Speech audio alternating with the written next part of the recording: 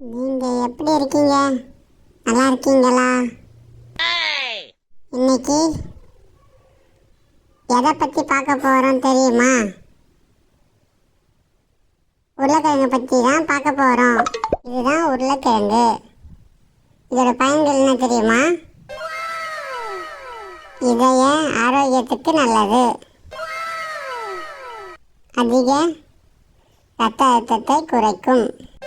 ஸ்கின்னுக்கு நல்ல பயனை தருகிறது.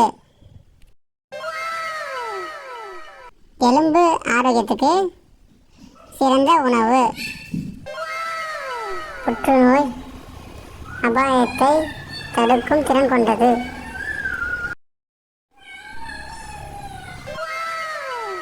உடல் எடையை